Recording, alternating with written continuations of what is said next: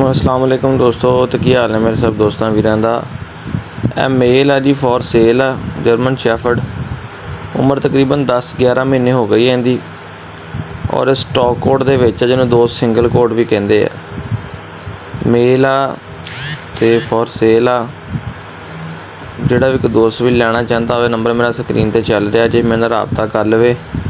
ये 6 तारीख 10वां महीना 2022 की फ्रैश वीडियो आ। हैल्थी वैल्थी मेल आ, तुहानूं स्क्रीन पर नज़र आ रहा है जे, ठीक है। 6 तारीख 10वां महीना 2022 की फ्रैश वीडियो है बिल्कुल।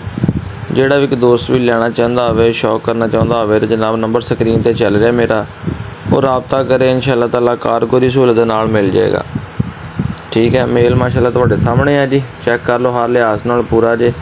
उम्र तकरीबन नहीं दसदे, 10-11 महीने तो उम्र भी इन्नी की हले बच्चा ही है, तो बीमारियां शमारियां तो निकले आया वा। जिहड़ा भी दोस्त भी लेगा तो उम्मीद है कि उन्हें संभालने भी मुश्किल नहीं होएगी, पलिया पलाया जानवर आ। तो जे कोई शौकीन हो जर्मन शैफर्ड रखने दे जनाब, और राबता कर लें साडे नाल। स्क्रीन ते नंबर मेरा चल रहा जनाब, यही मेरा WhatsApp नंबर, यही मेरा कॉल नंबर हैगा। तुसीं इन्ते मेरे WhatsApp ते राबता कर लो या मोबाइल ते राबता कर लो, मिल जाएगा जनाब। दुआवां याद रखो।